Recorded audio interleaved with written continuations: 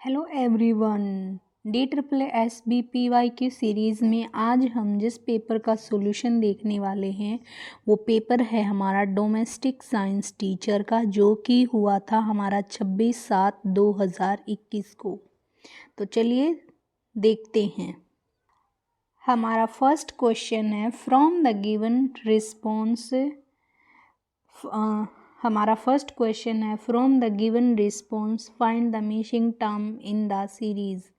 हमें missing term find out करनी है। तो देखिए क्या दिया हुआ है, हमें दिया है E, J और 7, फिर हमें दिया है HP10, फिर हमें दिया KV13। देखिए क्या हुआ है यहाँ पर अगर हम E से H पर गए हैं तो क्या हुआ, 5 से हम 8 में गए हैं यानी +3 हुआ है। फिर हम 8 से किस में गए हैं, 11 के अंदर गए हैं, यानी कि के का जो है वो 11 प्लेस होता है, यानी हर एक में जो है 3 का जो है डिजिट ऐड हुआ है। तो आगे अगर हम 11 में 3 ऐड करेंगे तो हमारे पास 3 ऐड करने पर कितना मिल जाएगा, 14, और 14 हमें पता है n का प्लेस होता है।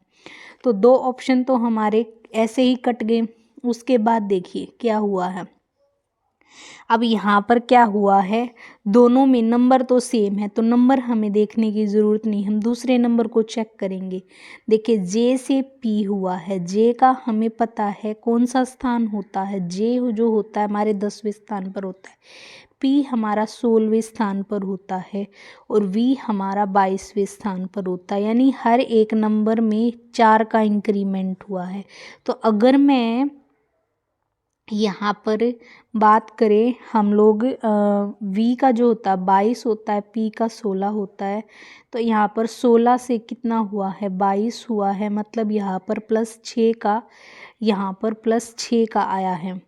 अब कैसे हुआ है, पहले +4 चला है फिर +6 चला, मतलब अगला नंबर जो होगा वो 22 में हम कितना जोड़ेंगे, 8 नंबर जोड़ेंगे। अगर हम 22 में 8 जोड़ते हैं तो 26 तो हमारा Z का हो जाता है।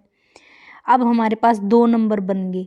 तो अगर हम 27 पे चलेंगे तो A आएगा और हम फिर 28 पे चलेंगे तो हमारे पास B आएगा। तो हमारा ऑप्शन फर्स्ट जो है वो करेक्ट हो जाएगा। आगे चलते हैं नेक्स्ट क्वेश्चन पर।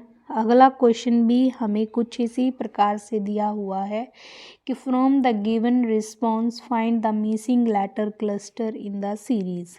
ठीक है, तो हम चेक करते हैं। यहाँ पर हमारे पास देखिए क्या हुआ है, यहाँ पर हम चेक करते हैं कि किस तरीके से हम इसको सॉल्व करेंगे। देखिए यहाँ पर हमें पता है W का प्लेस अगर हम निकालते हैं तो वो 23 होता है, R का निकालते हैं तो 18 होता है, M का निकालते हैं तो 13 होता है। क्या हुआ है यहाँ पर अगर हम देखें तो हमें पता है 23 और 18 में डिफरेंस है 5 का, कितने का डिफरेंस है, 5 का, यानी कि 5 माइनस हुआ है।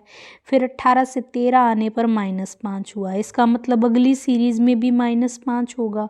अगर हम 13 में से 5 माइनस करते हैं तो हमारे पास कितना बचता है, 8 बचता है, और 8 हमें पता है किसका प्लेस होता है, H का प्लेस होता है। तो हमारे पास तीनों ऑप्शन कैंसिल हो गए, ऑप्शन जो फर्स्ट है सिर्फ वही करेक्ट हो जाएगा, हमें आगे करने की ज़रूरत भी नहीं है। तो नेक्स्ट क्वेश्चन पर मूव करते हैं। अगला क्वेश्चन है हमारे पास कि choose the odd one out from alternatives. ठीक है, यहाँ पर हमें फाइंड आउट करना है। देखिए इसमें क्या करेंगे हम, सबसे पहले अगर हम फर्स्ट को देखते हैं तो यहाँ पर क्या किया गया, देखो ये CIVIC लिखा है, मतलब यहाँ पर 5 लेटर हैं, यहाँ पर 5 लेटर हैं। क्या किया गया है कि हमारे जो फर्स्ट लेटर है उन्हीं को लास्ट में रिवर्स कर करके लिख दिया गया है। दूसरे में देखिए, दूसरे में भी सेम है, V को ऐसे ही रहा है, और ये जो अगले वाले जो 2 लेटर हैं उनको रिवर्स कर दिया गया। अगर बात करूँ मैं ऑप्शन 4 की, ऑप्शन 4 में भी अगले वाले 3 लेटर को पीछे रिवर्स करके लिख दिया, लेकिन कॉस्मिक के अंदर ऐसा नहीं है। तो ओड कौन सा हो जाएगा हमारा, यही हो जाएगा। अगले क्वेश्चन पर चलते हैं। अगला क्वेश्चन हमें एनालॉजी से दिया गया है। इसमें पूछा गया है अगर गोल्ड स्मिथ का संबंध अगर गोल्ड से है तो जो कारपेंटर का संबंध होगा वो वुड से होगा। तो यही हमारा क्या हो जाएगा, यहाँ पर राइट आंसर हो जाएगा। क्या हो जाएगा, राइट आंसर हो जाएगा। अगले क्वेश्चन पर चलते हैं। अगला क्वेश्चन हमें जो है अल्फ़ाबेट्स एनालॉजी से दिया हुआ है। तो देखिए यहाँ पर क्या किया गया, फर्स्ट लेटर को मैं देखती हूँ, फिर हम अगले वाले को देखते हैं। यानी कि पहले 2 लेटर लिखे गए हैं अपोजिट पर, तो यानी ए से बी हुआ है, यानी इससे अगले लेटर और इन दोनों के अपोजिट साथ मिलके गए। तो सी से अगला लेटर क्या आता है, डी, और डी का हमें पता है अपोजिट क्या होता है, डब्लू होता है। अपोजिट का मतलब होता है अगर हम उन 2, जैसे कि यहाँ पर देखिए 4 + 23 कितना हो गया, 27, यानी कि हमारे पास सम जो है 27 बनना चाहिए उन दोनों से। तो डी डब्लू, तो ये हमारे पास तो तीनों ही ऑप्शन गायब हो गए। तो राइट आंसर हो गया हमारा ऑप्शन फर्स्ट। अगले क्वेश्चन पर चलते हैं। अगले क्वेश्चन में हमें क्या दिया गया है, एक सर्टेन कोड लैंग्वेज के अंदर ग्रोथ को क्या कोड किया गया है, ग्रोथ को कोड किया गया है 594617, और इसको जो है इस तरीके से कोड किया गया। हमें वर्दी को बताना है। तो इस तरह के क्वेश्चन में हमें कुछ भी नहीं करना होता, हमें सिर्फ वर्ड को देखना होता है और बाकी 2 वर्ड के अंदर उस वर्ड को क्या कोड किया गया हमें वही लिखना होता है। देखिए यहाँ पर डब्लू है, यहाँ पर डब्लू है, ये रहा डब्लू। तो डब्लू को क्या कोड किया गया, 4th नंबर पे है तो 6 कोड किया गया है। ओ की बात करें तो ओ को 4 कोड किया गया, यहाँ पर हमारा ये ओ रहा। उसके बाद देखिए आर उससे अगले वाला नंबर है, उसको जो है 9 कोड किया गया है। उसके बाद टी हमारा कहाँ पर है, देखिए ये इसके पास है, टी को यहाँ पर 1 कोड किया गया। यानी इस तरीके से कितना आ जाएगा हमारा 649178। ऑप्शन थर्ड जो है हमारा करेक्ट हो जाएगा। आगे चलते हैं। ओके, नेक्स्ट क्वेश्चन हमें दिया है, in a class among the pass student Ruhi is 22 from the top and Rashmi who is rank 5 below Ruhi is 34 from the bottom. all the student from the class appeared for an examination. If the ratio of the student who pass in the examination to those who failed is 4:1 for the class, how many students were there in the class?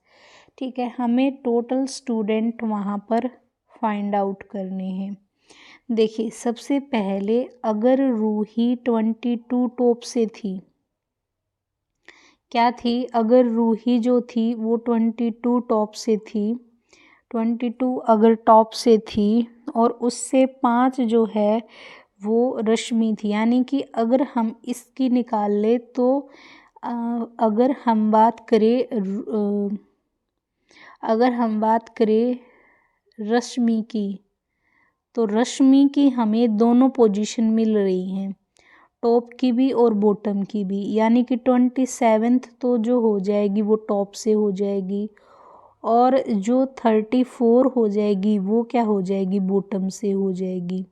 अब हमें total student में निकालना चाहूँ तो total student हमारे पास कैसे निकलेंगे, 27 plus 34 minus 1, यहाँ पर हमारे पास निकल कर के आगे 60।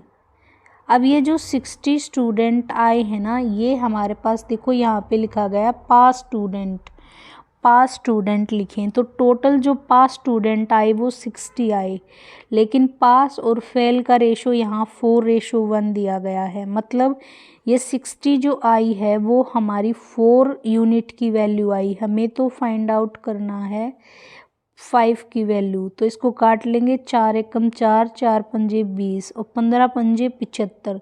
तो राइट आंसर हमारा कितना हो जाएगा? 75।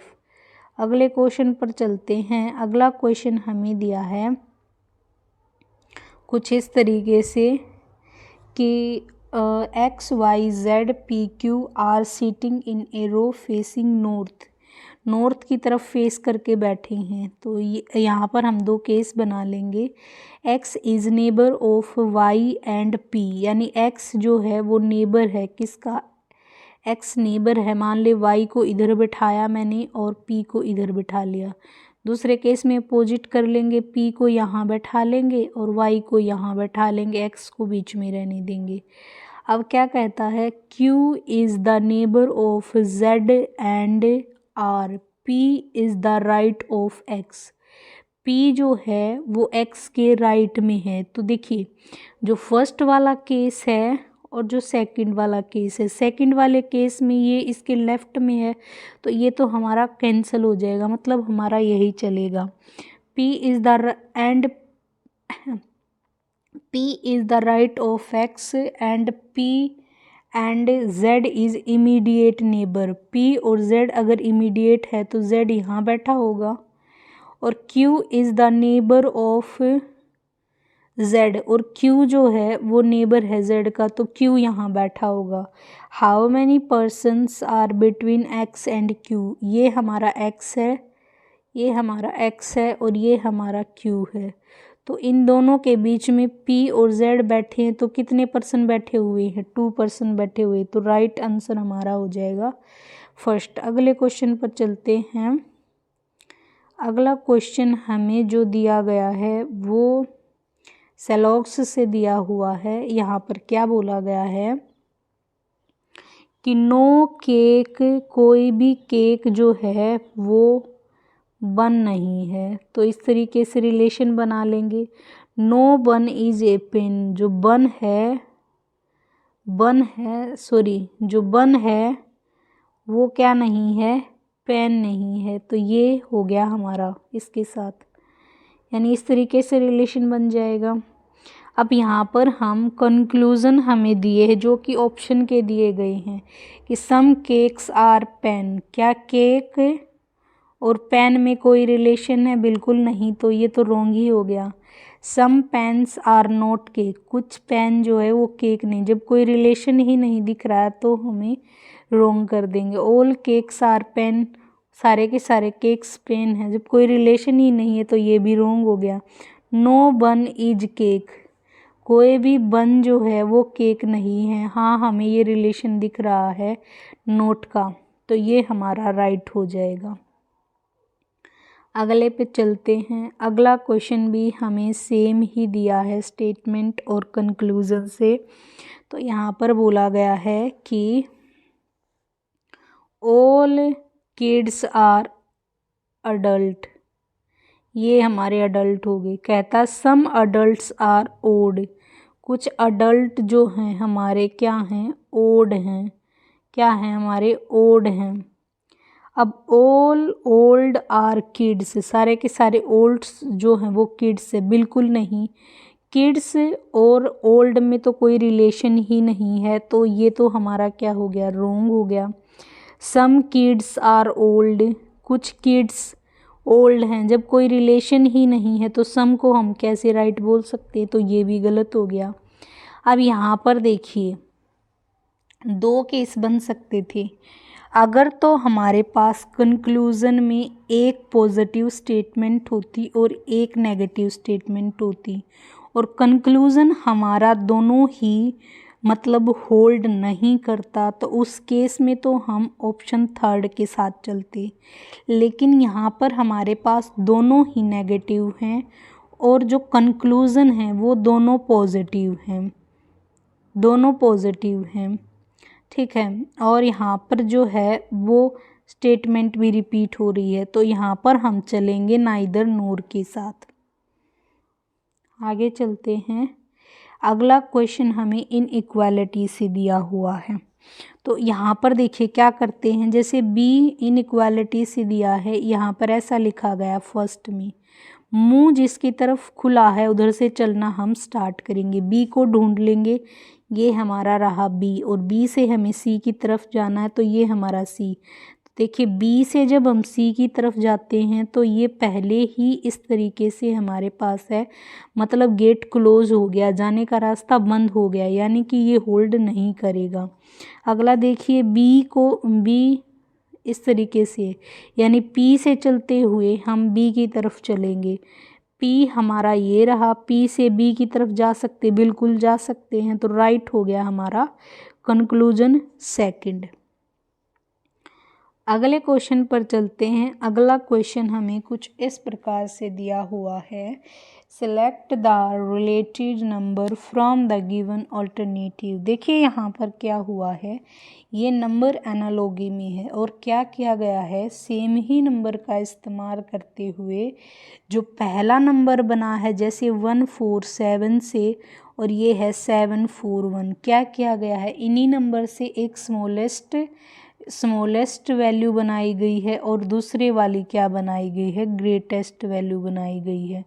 ठीक है, ये ग्रेटेस्ट वैल्यू बनाई गई है। तो अगर मैं बात करूँ यहाँ पर 869 की, इससे ग्रेटर हमें अगले वाले यहाँ पर ग्रेटर चाहिए, स्मॉलेस्ट है, तो ग्रेटर बनाने के लिए क्या करते हैं, जो बड़ा नंबर होता वो पहले आता है, मतलब हम उसको डिसेंडिंग ऑर्डर के अंदर अरेंज कर देते हैं नंबर को। तो ये हमारा 9 हो जाएगा, 8 हो जाएगा, और ये हमारा 9 6 8 हो जाएगा। सॉरी, यहाँ पर क्या किया गया है, नंबर को सिर्फ पलटा गया है, यानी कि लास्ट वाली डिजिट को फर्स्ट लिखा गया, देन सेकंड लिखा गया है, देन फोर्थ लिखा गया है। ठीक है, तो राइट आंसर हो जाएगा हमारा ऑप्शन सेकंड।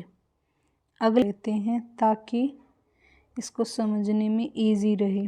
तो देखिए क्या किया गया है, यहाँ पर 2 से 3 जाने पर कितने का डिफरेंस आया है, 1 का डिफरेंस आया है। फिर 3 से 6 जाने पर 3 का डिफरेंस आया है, और 6 से अगर हम यहाँ पर जाते हैं तो 9 का डिफरेंस आता है, और 9 से 42 जाते हैं तो 27 का डिफरेंस आता है। क्या किया गया है, अगर मैं यहाँ पर देखूँ तो जैसे कि फर्स्ट नंबर से जब हम इस सेकंड वाले डिफरेंस पर चले हैं तो इसको 3 से मल्टीप्लाई कर दिया गया है, तो हमें ये नंबर मिल गया। अगर मैं इसको 3 से मल्टीप्लाई कर दूँ तो हमें ये नंबर मिल जाता है।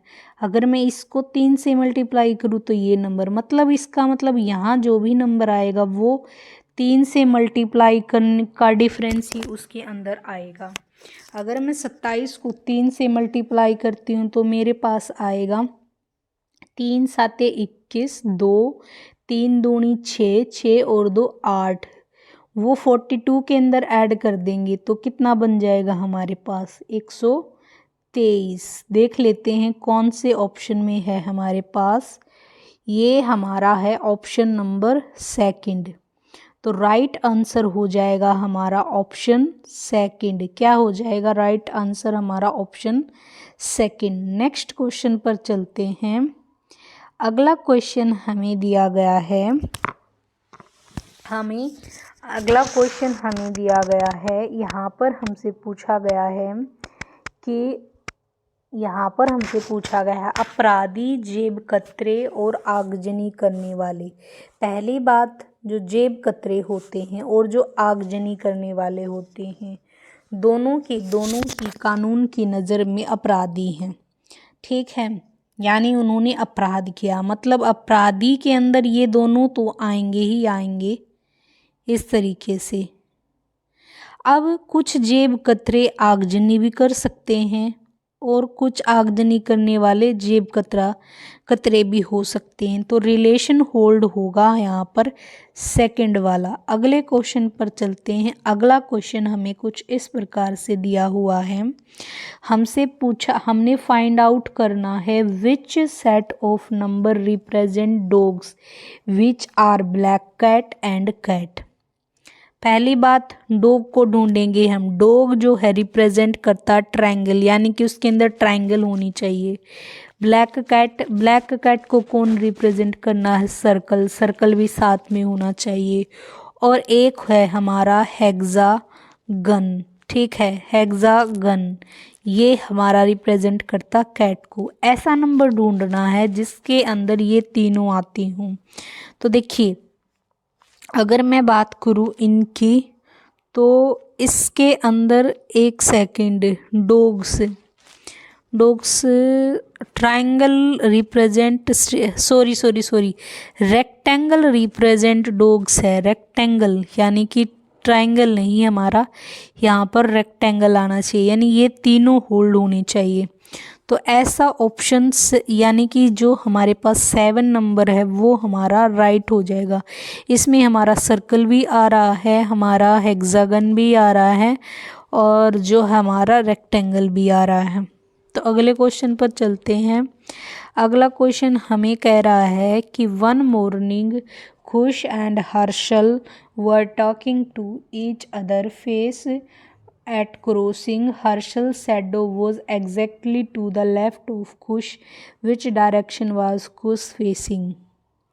अब देखो, यहाँ पर करने के लिए हमें पता है, देखिए इस तरीके से हमें पता है ये ईस्ट डायरेक्शन होती है, ये हमारी वेस्ट होती है, ऊपर नॉर्थ और नीचे साउथ। क्या कह रहा है? दोनों जब सूरज निकलता उस समय खड़े होकर के आमने सामने मुंह करके बात करते हैं। अब हमें पता है जब सूरज निकलता है वो ईस्ट की तरफ निकलता है, और जो हमारा छिपता है वो हमारा छिपा किस तरफ होता है? हमारा वेस्ट की तरफ।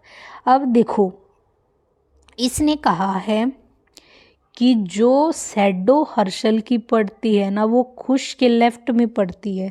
मतलब एक बात तो सही है कि अगर सूरज इधर निकलेगा तो शैडो जो है खड़े होने वाले व्यक्ति की इस तरफ पड़ेगी। अब हर्षल की शैडो जो है खुश के लेफ्ट में पड़ती है।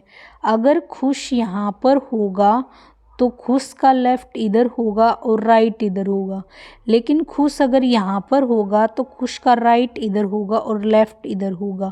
इसका मतलब ये है कि खुश यहाँ पर होगा तभी तो इसकी परछाई इस तरफ पड़ेगी, तो इसके लेफ्ट में आएगी।